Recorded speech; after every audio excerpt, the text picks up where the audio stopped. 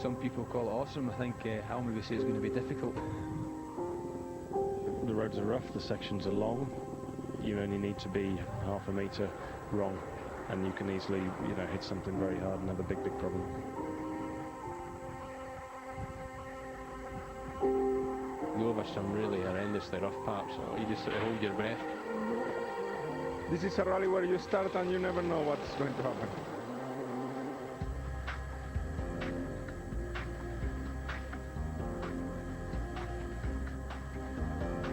Welcome to Kenya and the Safari Rally, and definitely the most spectacular scenery we've seen all year. This is round 8, and it's quite simply the longest, the toughest, and the most dramatic rally of them all.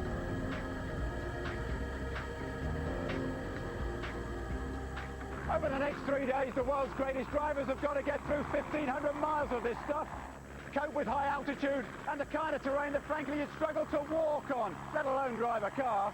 Not for nothing, it's the Safari Rally known as the world's greatest, and this year it celebrated Golden Jubilee. The Safari is the ultimate test for both man and machine, a mixture of speed and endurance. It's been going for 50 years, and all began back in 1953 to celebrate the Queen's coronation. Over the next 3 days, we'll see long, fast, open roads, as well as the rocky, car-braking terrain that the drivers fear most. Add to that the fact that most of the stages are open to the public, not to mention the amazing African wildlife. To avoid them both, something unique to the Safari, a personal spotter chopper to warn the drivers by radio of the dangers ahead.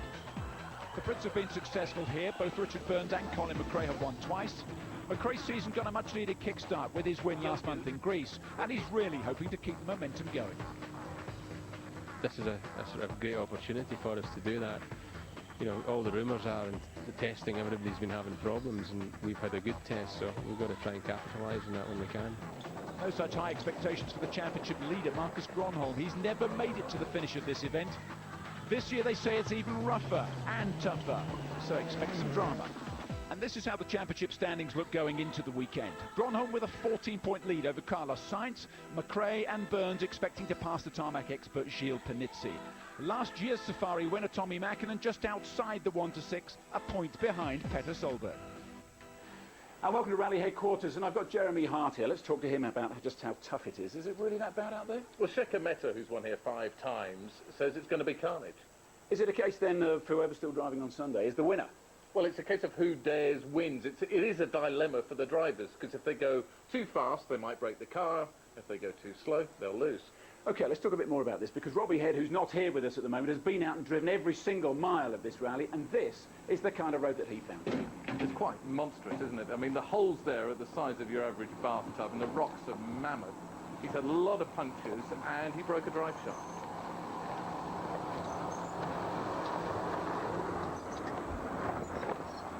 How about this? This is the toughest piece of road you're ever going to see in your life. Me personally, I've never seen anything like it. Unbelievable, a real car breaker. Well, look, if he says it's tough, it is, but what does our championship leader Marcus Gronholm make of this place? He hates it.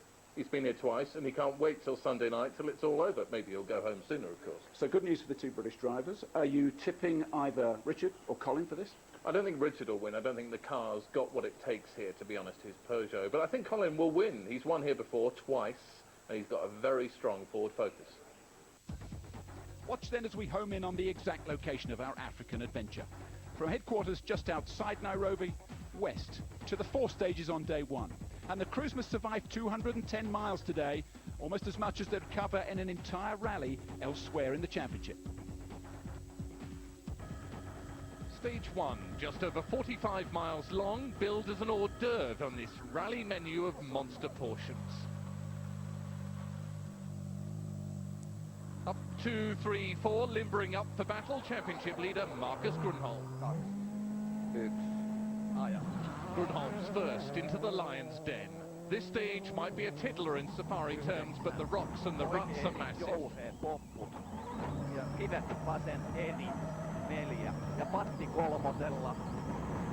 9 minutes after starting and just 10 miles into the rally, Gronholm's Peugeot falls silent.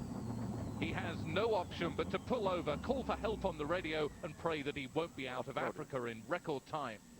FX, Portimo. The engine stopped. The engine stopped suddenly, and no warning. Next up, Carlos Sainz, winner here a decade ago when men were men and the safari was a week long. Down on the stage with Robbie is Penny Mallory. So we were expecting Marcus to come through because he's first on the road, but something's happened to Marcus because the first car through is Carlos Sainz, picking his way through. It's much, much slower than I expected it to be. I mean, it's really rough here, Penny. You can see them first gear. Look at the car just bumping over these rocks. Unbelievable. Back down the stage, even with his engineers at hand, Grönholm's rally is over. The engine seized. Right at the end of the stage, Sainz gets a puncture, can only set 5th fastest time.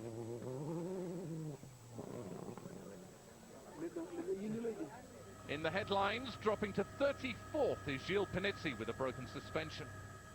Peter Solberg down to 19th with a broken clutch. And not just down, but out of the rally, Freddie Leutz, clutch trouble terminal for the Belgian, who came close to dying here a few years ago. This is the Rift Valley, the cradle of civilization, but the uncivilized days of Colin McRae opening the door of his car during a stage here to have a pee have long gone. He's cautious today, and that caution costs him 90 seconds. He's now 7th. Richard Burns, too, decides to take it easy on this Kenyan curtain raiser. Is the current world champion, Richard Burns, taking it very easy? Again, Penny, he's just picking his way through. You know, he's just taking it easy in the car. They've got a long way to go in this rally. He's just threading it through. Look at the suspensions. They're taking a complete battering. Burns' slow speed is down to one thing. He never came to this rally believing he could win. So just getting through, just getting to the finish is his aim. Tommy Mackinnon, it looks as if he's really pushing hard over this rough stuff. Much faster than anybody else. Slipping the clutch there. So as Robbie said, no such tippy-toe nonsense for Tommy Mackinnon. The Finn's not won since January, and he needs some speed to reawaken his title hopes.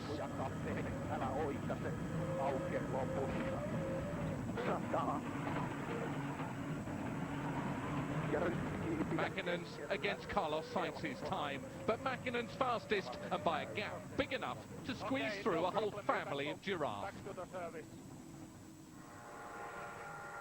Last night, Colin McRae's co-driver Nicky Grist gave Safari new boy Marco Martin some words of calm to ease his nerves. And now Martin's taken that advice and rubbed it in their faces. Colin and Nicky are down in 7th, but Martin rocks up the Kenyan charts to 3rd. No more advice for you, Marco. But beating all 3 Fords is another Safari newcomer, Thomas Radstrom in a Citroën. He might look like Harry Potter, but Radstrom flies faster than the Golden Snitch. Kenneth Eriksson said before the rally that he could win here, and the Skoda driver's not joking. This is Kenneth Eriksson in a Skoda. You cannot discount Skodas. They came 3rd last year. Lots of experience here, and Kenneth's, you know, a super driver, especially on these rough events. Picking a good line. So this is the lie of the land, with the supposedly easy one of the day gone. 4 Scandinavians, then Carlos Sainz. But where are the Brits? This rally has plenty of history, but also has an uncertain future. And one man who knows more about it than anybody else is Shekhar Mehta, who first won here in 1973, and then every year between 1979 and 82. He's now the president of the FIA's Rallies Commission. Shekhar, there's no event like the Safari, and it's still in the World Championship, even though some people say it maybe shouldn't be. I think there's a lot of people who say it shouldn't be, because it is the most expensive round. It is, you do require to do a lot of testing development, which you don't for the other rallies. You need large fuel tanks, for example. You need higher ground clearance, and all these things need testing, therefore a lot more money. From the driver's point of view, of course, there are not so many drivers who are used to this kind of terrain as well. But arguably, though, you get the most character out of any event. Well, if you're selling a world championship to the world, I think you've got to have an event like this, which really is you battle the elements. In the old days, you had very, very rough patches, rougher than we have this year, but followed by smooth sections, and it was all in one section. So mentally, you could say, all right, I'm going to pussyfoot for about 5k, and I know it ends. Whereas here it says it just never ends. It's so rough. I know you're meant to be impartial, but who is going to win this weekend? I think it's probably going to be a Ford. They're the strongest. And that matters. It's the only thing that matters. Well, we can see a lot of cars drop out there. I think we're going to see carnage.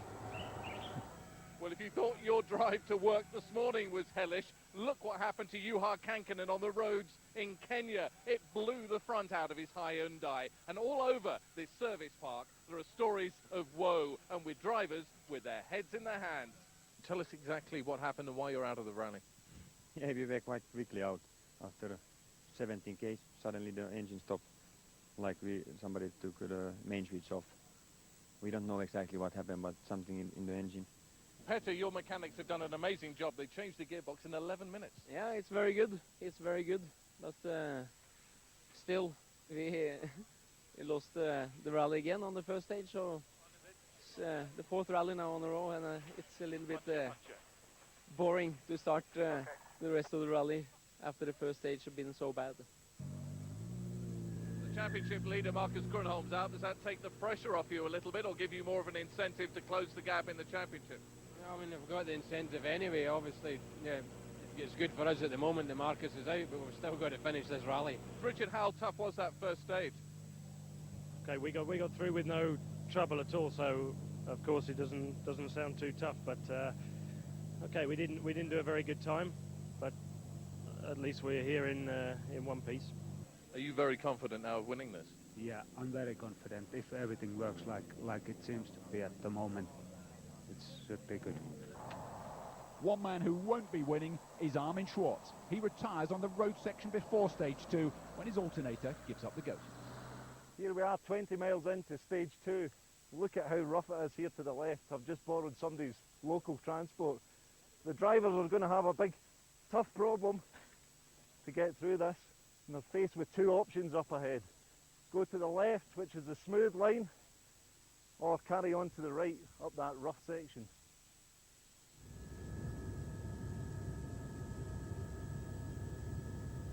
So the first car through stage 2 is Carlos Sainz, because Marcus Grönholm is out of the rally. He's a minute and 20 off the lead. It'll be really interesting to see what line he takes here. He's slowing down. Is he going to go left? Yep. Yes, he is. The smoother route.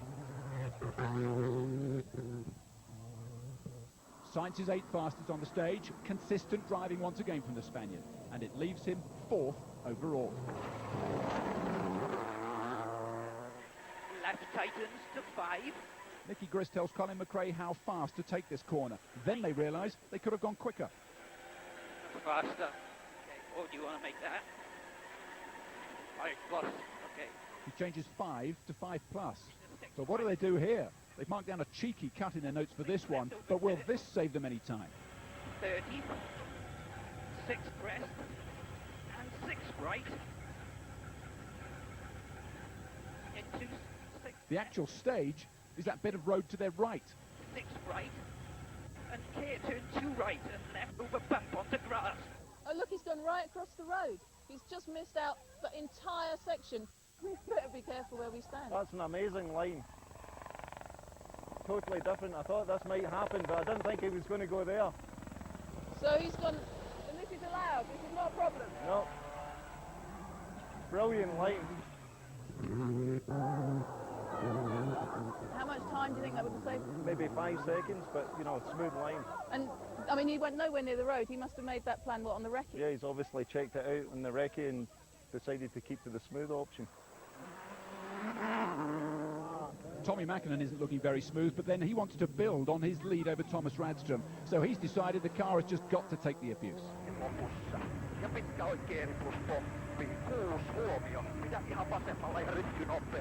Here's Tommy Mäkinen, leader of the rally. Interesting to see what his line's going to be. He's just changed line there. Oh, he's going straight on. He's going for the right.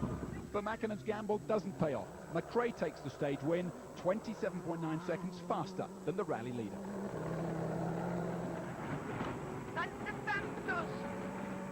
Kenneth Eriksson and Tina Turner are taking every lump and bump that they find.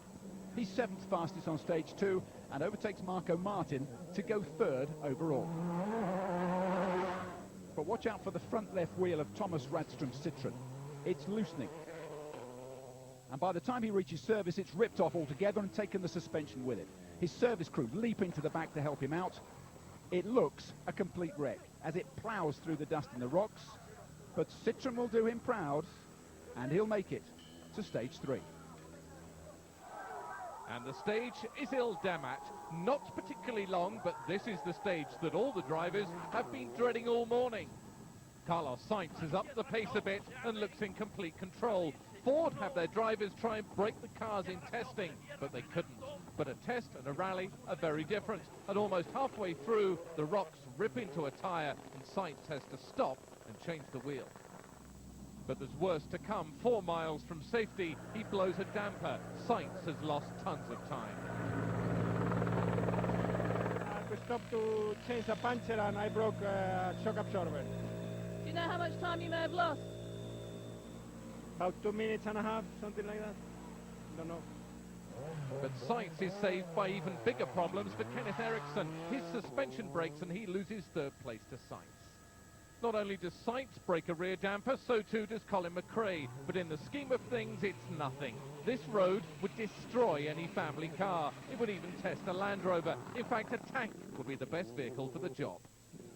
McRae finishes the stage 4th fastest and hangs on to 2nd overall. How much time do you think you've lost in there with everything? We didn't lose any time. We had a good clean run, so we'll see what the times like. See what times are like. At the start of the rally, Prince Edward apparently asked Richard Burns if he'd done this rally before. Oops, King Richard has won it twice, Your Highness, and promptly told him so. Burns, very apt. The world champ has to stop and put out a blaze in his suspension. No such troubles for Tommy Mäkinen. This is a command performance.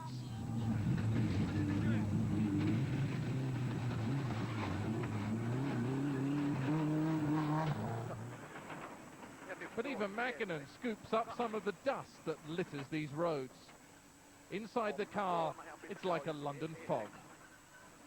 Mäkinen's charging like a rhino across these plains, but Burns is slowing up ahead, and Mäkinen slows in his dust. 3 miles, he sits blinded before the gent from Oxford pulls over. The move keeps Mäkinen in the lead. Other headlines, despite front damper failure, Gilles Panizzi, the tarmac expert, is still 2nd fastest. Loeb too breaks his suspension, but also injures his back. It's so bad that his co-driver, Daniel Elena, has to drive for a while. It's been a year since Mitsubishi's last win. Never in the frame this year, Francois Delacour retires with engine failure. But there is something to cheer about in the red corner. Alistair McRae, first time in Africa, has his Mitsubishi ramped up and rocketing along. McRae versus Mother Nature, and despite a broken windscreen, damper trouble and a soft brake, the Scot seems to be winning. He not only beats Mother Nature, he beats his brother, and that's no mean feat. Alistair, this is your first Safari rally. You enjoying it? Yeah, no, it's good. It was very good in there. Still difficult to know how hard to push though. It's very rough. I think you're the only car that's come through, one of the only cars that's come through without a problem. I don't mind that at all. So at the end of the killer stage, Mäkinen's 2.5 minutes up from the 2 Fords. Then it's Eriksson, Rovanperä and Martin. 60 or so miles now, on to Lely, the last stage of the day. Thank heaven, shout some of the drivers. But the pain goes on. Out goes Petter Solberg with turbo failure. Out goes Tony Gardemeister. 3 wheels not enough to keep his Skoda wagon rolling. Pain too for Alistair McRae. A broken wheel costs him big time. He drops to 14th overall. Back to the sharp end. Carlos Sainz is keeping his nose clean, which isn't easy when the floor of the Rift Valley is coated in red dust. A broken windscreen the only damage to the Spaniard's Ford. But Sainz needs to get more fired up if he wants to move into the lead. He's 3rd on this stage. Colin McRae says to hell with it and decides to play Tommy Mackinnon at his own game. He floors the accelerator and charges across Africa like one of the local Matatu minibuses. This is Colin's wake-up call. He knows that Mackinnon must be beaten, not by the elements, but by fellow man if this rally is not to go to the Finn on Sunday. 200. 6 right. McRae is half a minute faster than anyone else, but how much faster is he than Mackinnon? Mackinnon plays right into McRae's hands, for some strange reason deciding to pace himself. Mind you, even at this speed he'd get arrested on the motorway for driving at almost twice the speed limit.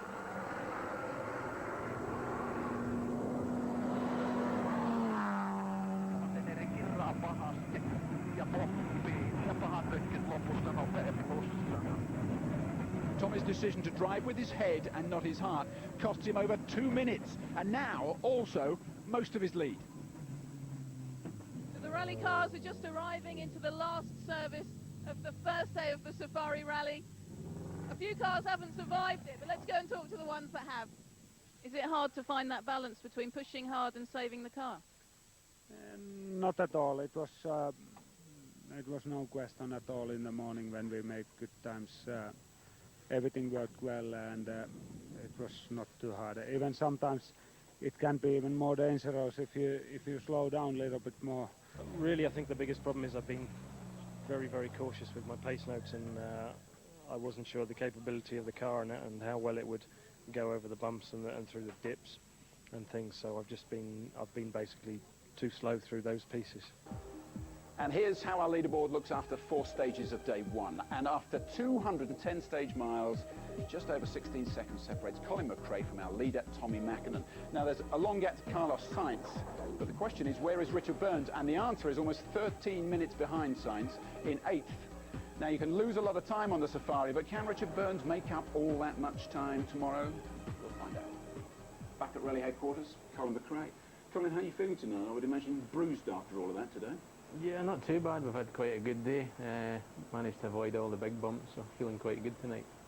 Tell us about that brilliant move on stage 2 when you turned the car into a lawnmower, didn't you? Yeah, well, the grass was needing cut, wasn't it? It's obviously very, very fast across the field, and the road to the right of the car, where we probably should be, is very rough. So it gives the dampers a bit of a rest for, probably sort of 30 seconds. Did it save you time? Well, I don't really know, but I'm sure you guys will tell me the truth here. But it was certainly made it a bit easier for the car. Well, let's have a look at Virtual Spectator and see whether you did. And here you are side by side with Carlos Sainz. You obviously lose a bit when you get onto the grass, but then, it's flat out up there. It's over 100 miles an hour across the grass, so we're gaining quite a bit on him here. But then I've got to slow down a bit at the top to come back onto the road, so we'll see what happens. It was deliberate, it was in the notes, and you wanted to do this? Yeah, no, we wrecked it that way. We wrecked the main road, and then we went back and wrecked the grass at the side. Yeah. Let's see what happens towards the end, Colin. Not so good at the end. So do you do it again on Sunday when that stage is repeated? Probably will, yeah, because we've got the notes for that, and I'm quite confident I know where I'm going on the left-hand side in the grass. To go back onto the main road would be just a wee bit risky. And a quick thought about tomorrow. Is the car going to survive? What's the plan? Yeah, it feels good. We've had no problems. We had one small suspension problem earlier today. Apart from that, it's been very good. Okay. Colin, best of luck. Thank you. So Colin McRae out to catch Tommy Mackinnon. Join us after the break for all the action from day 2 of the Safari Rally.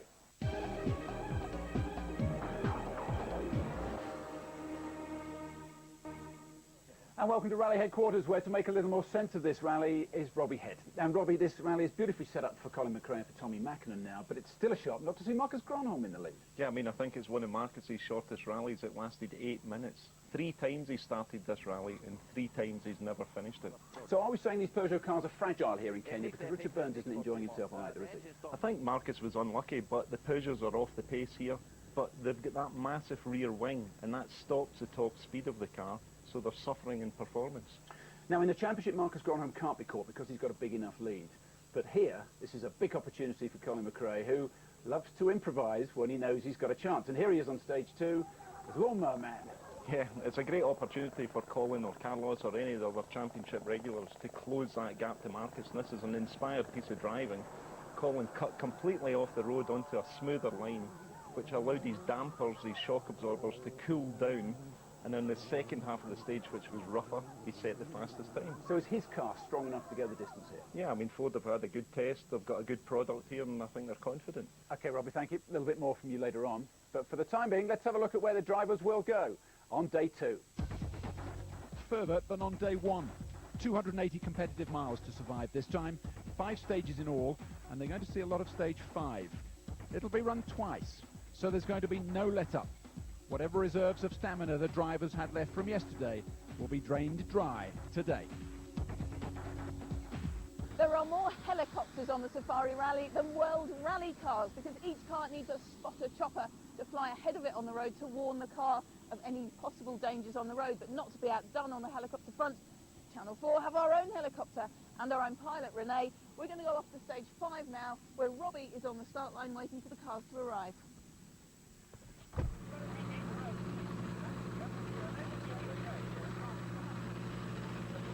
Mickey, what happened there? No, just following around Carlos. It just dropped off the edge of the road and he just bellied out on the subcars. Took all these thorn bushes out of the way, he just drove into the ditch a bit more and popped out. So No problem. minor drama. What's the plan for today? Just we'll push as quickly as we can in the first one and see what Tommy does. I think Tommy's attitude is all or nothing here, so if that's the case, we can let him go and we'll just sort of try and survive and see what happens to him. He's got a bit of an advantage and he's running clean air all day today. Yeah, but I mean, hopefully, at the speed he was going at yesterday, we're not going to really close the gap at all, so unless he has a problem, and if he has a problem, it's all the better for us. Pressure now on Tommy Mäkinen. A 2-minute lead yesterday, last night dropped to just 16 seconds. But on the way to the stage start this morning, Mäkinen knows his car is far from fit. He complains that the rear dampers are not working properly. He's now got to survive almost 40 minutes on one of the roughest roads in Kenya.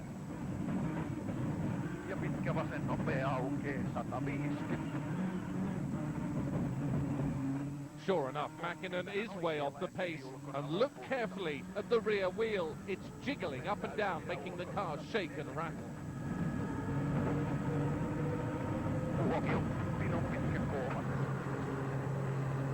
By midpoint on the stage, Mäkinen knows he must have lost the lead, but only time will tell. On board with Scottish speed demon Colin McRae. Up ahead, his spotter chopper. But the eye in the sky doesn't see 3 birds sat in the path of the Ford Focus. That's 6 right. Just feet from the bumper, the birds fly up and splat. One smacks into the windscreen. 50. 6 crest, 50. Up ahead, Mäkinen is slowing to a trot. Any faster, and the road will shake man and machine to smithereens.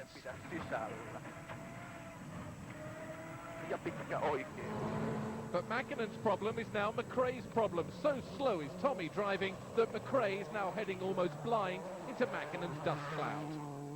The teams have a gentleman's agreement to pull over, but McRae wonders if Subaru have told Tommy to give way.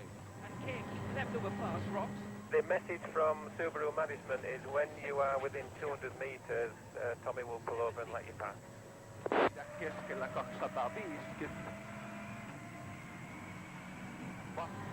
You know we're right behind them. Yeah, we've told them. We're telling them again. Into 6 left, 70. Ketchup. And fast rats. There he is. There's Tommy Mäkinen up ahead. McRae is so close he could give the Finn a shove. 6 left over. Tell his pilot to get through over now. 6 left over jump, maybe. We are doing. Fast bump and 6 crest. Either Tommy doesn't know Colin's there, or he's refusing to move over. Hey, get him to pull over. Steady now. Finally, Tommy sees Colin and dives to the right. Very good. Yep, it's going, get down. Got some back. Got him. That was very important of him. 300. Yeah, I know, Colin, yeah. I've told them, I'm telling the management now. But the heat inside the cars is as high as the heat outside. Not just McRae, but Mäkinen is at boiling point, shouting at his chopper spotter.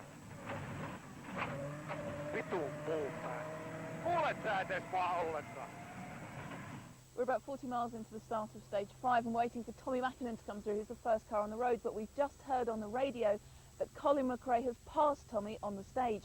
but we're not quite sure what the problem is. Well, it's good news for Colin because it means he's already taken 3 minutes from Tommy, so that's going to put him in the lead of the rally. So let's wait and see how he comes through this Here section. comes Colin right now. There are lots of bumps and jumps along this section, but you can see they're in 5th gear. It'll be really interesting to see how far he backs off through there. Good action. Mäkkinen's causing havoc all over the stage. Next into his wake is Carlos Sainz. Watch the stones ricochet off his wheels.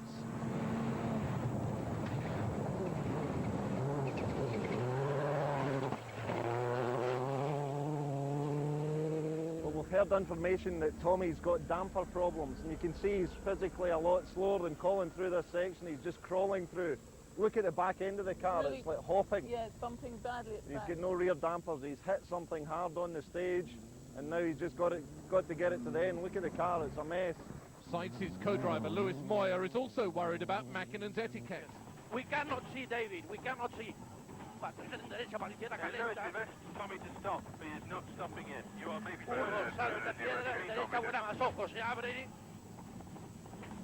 Catching Tommy now, which is bad news for Carlos because look, he can't see the road because of the dust. Tommy is stopping on the left. You have clear run in 200 meters. Thank you. Rápido, ojo por izquierda, cartel. But this time Subaru seem to be on the ball. Tommy gives way to the Spaniard.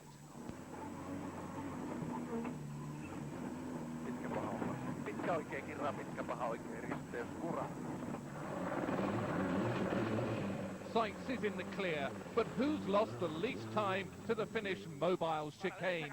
It's Sainz versus McRae. Acaba rasante fondo, uno frenando. Sainz does it. He beats McRae's time by half a minute. That's how much Mäkkinen cost the Scots. More dust, but not so bad for Harry Rovanperä. Maybe Finns have dust radar. He escapes the Subaru fog to set third fastest time thanks to some shortcutting. That's a different line. Completely. He's going... Well, he's This well is off the Harry track. Rovanperä, and he's not taking the conventional line. He's on the other road on the other side. He's obviously wrecked it and felt that that's a lot smoother. Or he saw the programme yesterday and saw what Colin did. That's where Marcus Grönholm retired yesterday on stage 1. Amazing. Is he just cutting through the grass? No, there is a road over there. Kenneth Eriksson and Tina Turner on song. Tina's finished third on the awesome Paris-Dakar, and at this rate, she and Kenneth will do the same in Kenya.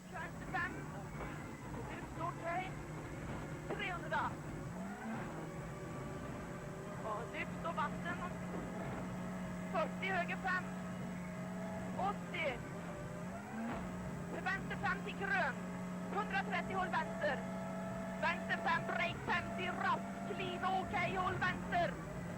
Så break 50, rapp, okej, clean, håll vänster.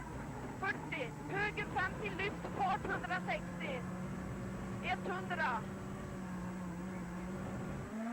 Litet krön 100. Höger 5, 50. Håll höger 180. Lyft nästan full. 180. Så lyft nästan fullt kommer här då. 180. Vänster 50 krön. Varning, break 50. Guppfart 100. Varning, guppfart 100. 130. Håll höger okej, 60. Varning, håll vänster till lyft. Så varning, håll vänster här till lyft. Till krön 50.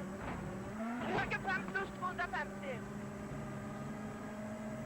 Lyft okej, 550.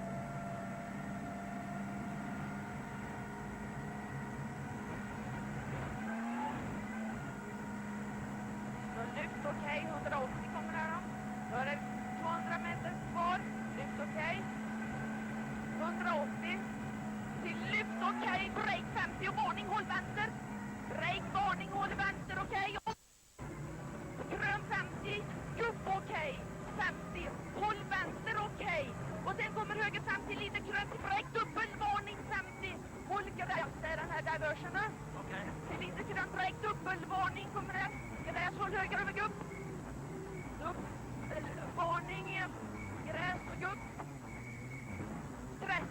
vänster 5 lång, 80. Vänster 5 cleanest 100.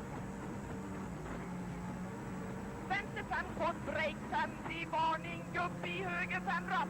Så här nu, vänster 5 kort break 50, gupp, kommer det i höger 5 rapp. 20 håll höger absolut, förlåt. Höger absolut, 40 rapp, okej. 100. Gupp okej, 150. Gupp okej, 150, vänster 4 plus, halv lång. Vänster 4 plus, halv lång.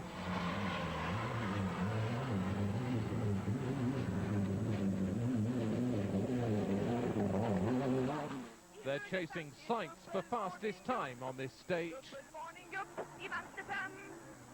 30 över gupp, höger 5. I vänster 5 till riskvatten.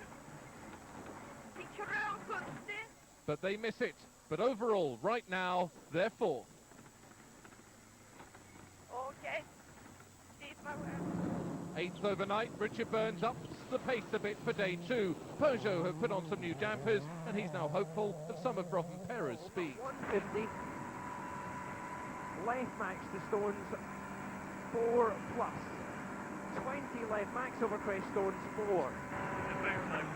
It's not the boot that's open, the rear window's just blown out, taking with it the rear wing on his 206, but it doesn't seem to hinder the Englishman. He's 6th fastest on this, the highest stage in world rallying.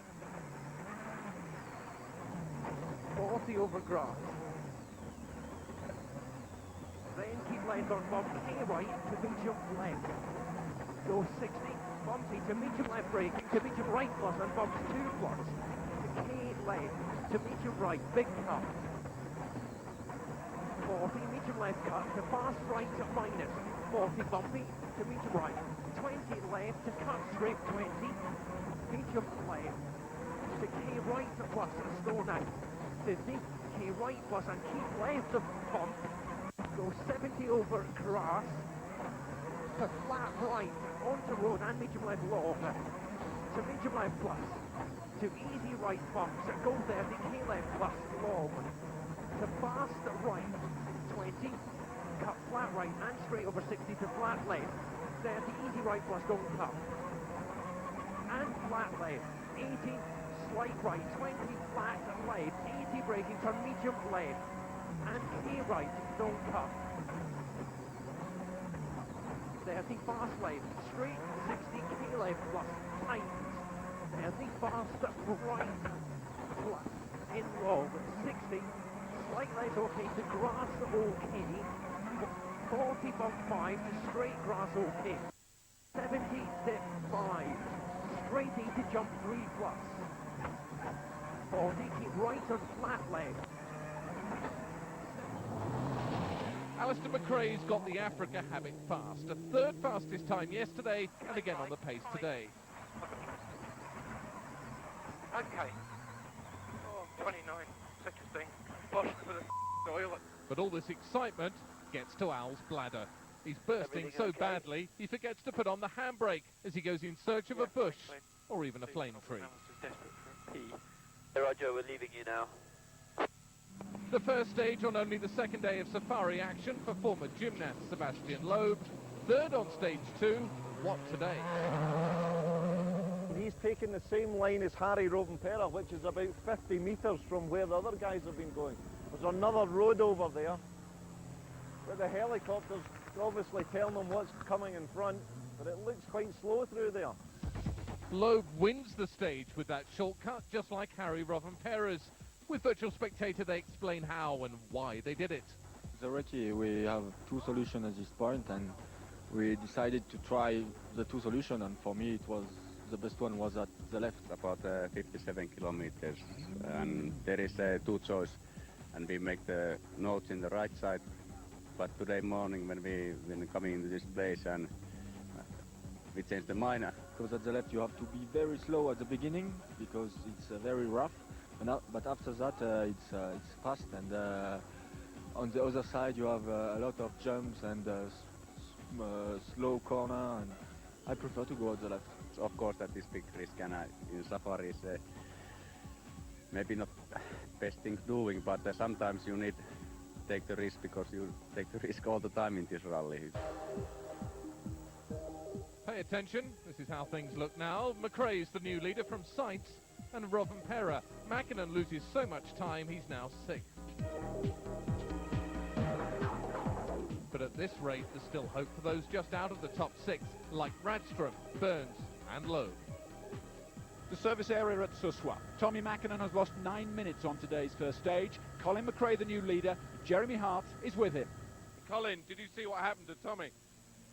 I don't know what happened to him, but you know, Tommy and the Subaru team weren't very sporting at all there. We followed them in the dust for a long time, and then I was right on his bumper, and I almost had to force my way past. They just wouldn't pull over.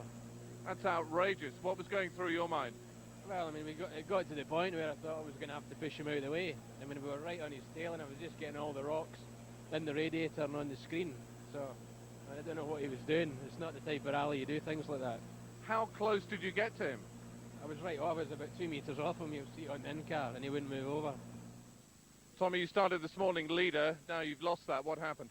I don't know what happened. Something strange from the service straight away on main road. I felt straight away something wrong with the rear dampers, and just all came out from both of them. There was something wrong straight away, and we did whole section without dampers. Colin McRae is furious with you. He's very cross. He said you wouldn't pull over. He said he was 6 feet behind you and he couldn't get past. Why didn't you let him by? Yeah, I was just going to say sorry because I had some reason I had no information from our helicopter. Couldn't nobody say anything about. I don't know what was the problem with our radio. Something wrong. We have to go to find out. So sorry for that, but I had no information about that. There was a big discussion between our team and Subaru, but it seems that you speak to 3 people, you get 3 different stories, so I think there's a lot of bull flying around.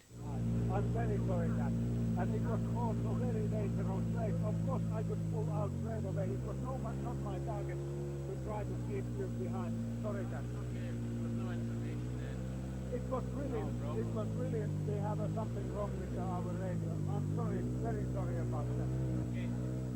So, a happy ending, well in front of the cameras anyway. Repairs now needed to Colin McRae's windscreen after that bird hit it. Richard Burns as well has got battle scars. He needs a whole new rear screen after that last stage. And Tommy Mäkinen relieved just to get his hands on a new set of dampers. They are one of the most important components on his car on these Kenyan roads. Up next, it's stage 6, but it's covered in low cloud, which throws the whole stage into doubt. For safety reasons now, the helicopters are grounded, and the outcome is inevitable. Just been instructed that stage 6 is cancelled. Stage 6 cancelled, over. I've just landed at the start of stage 6, and there's 2 comedians here that are waiting to turn their cars around and go back to service because the stage has been cancelled due to all the low cloud over the mountains where the spotter choppers can't fly. Colin, you're now leading by 2 minutes. Yeah, I can't say I'm really that sorry to have this one cancelled. It's one of the roughest ones, so it's a bit of a relief. Colin McRae pleased to get a breather because of that cancelled stage, but what of his brother Alistair? Lying 13th overall in his Mitsubishi, this is him on the road section back to service. Right, I'm in mission control at Mitsubishi here. Out on the road is Alistair McRae. Now, the second stage of the day has been cancelled, so he's going to be heading back into service. Let's get a quick word with Alistair. Hi Alistair, it's Jeremy Hart here from Channel 4. You obviously did brilliantly yesterday. How good was the first stage today? Yeah, no, the first stage was good. We're just really trying to find a pace that's hopefully not going to break the car and wait for other people to have problems. They've cancelled the second stage of the day. How much of a disappointment is that, and have you got to now push harder? You know, it's quite disappointing. We had a good stage time in there yesterday going the opposite direction. It's very rough and the car was working well, so it is a bit disappointing because maybe, you know, some other people could have had problems in there. Robbie, Alistair needs all the miles that he can get on this rally. Is it right that they cancel the stage just because the helicopters can't fly? Well, John, the team and drivers have made a pact that unless the safety helicopter sweeps the road in front of them, it won't run. It really is a crucial factor to the safety of the rally. Remember, these roads are open. They manage without them on other rallies, though. Yeah, but the roads aren't open, you know, they're closed, so, you know, potentially you can meet cars coming the other way, so important. Tell us about those shenanigans between Tommy Mackinnon and Colin McRae. What was going on there? That was Finnish gamesmanship, that was, wasn't it? Well, it's interesting because, you know, Tommy must have known that Colin was coming behind him because obviously the damper problem. So, you know, he's just waiting on him now. The helicopter above could have radioed Tommy to tell him, look, Colin's here, but they said the radio was broken. You believe them? I'm not convinced. I'd like to know the real story. Could it have been a bit of, you know, Subaru team orders, Tommy just stay there, you know, hold Colin up a bit? Why can he not look in his rearview mirror the way the rest of us do back home? It's not quite as easy as mirror signal manoeuvre here. I mean, they're doing, like, you know, 100 miles an hour most of the time, and they're so focused on the road ahead. So he doesn't check behind him at all? No. Bit careless. It's rallying. You don't worry about the guys behind. OK, Robbie, thanks for now. Let's find out a little bit more then about what these helicopters offer the drivers here. Penny Mallory has hitched a lift in one of these so-called spotter choppers. And with me is Paul House, who's the Subaru team manager. And Paul, can you explain to me, this all seems a bit over the top, all these helicopters. Is it really necessary? It's fully necessary for safety, primarily for the crew and for local people and animals. The main idea of the spotter is to fly 250 metres in front of the car and ensure that if there's anything in the road, because there could be animals, there could be vehicles, there could be spectators stood in the dust, that he advises the rally car, which he does immediately, and they take caution or react accordingly. I can speak from the equipment here, I can speak to the rally car, I can speak to the service at the same time, so just one press on the button here and I'm speaking to him. He only needs to know certain information, either animals on the left or, you know, a donkey in the road. Donkeys are the worst, they just stand in the middle of the road. Imagine a car hitting a donkey, unfortunately at 200 kilometres an hour, it is very dangerous. Donkey in the middle of the road round the corner. Okay. 70. As well as watching the car and giving instructions, you're obviously navigating the helicopter either via map or via the road book. Quite a precise art, isn't it? There's a lot more to it than anyone would realise. Yeah, it's as much fun as doing the rally. So the chopper's then an essential part of rallying here in Kenya, and for the next stage they'll be at lower altitude. The clear skies coming up of stage 7. All the action after the break.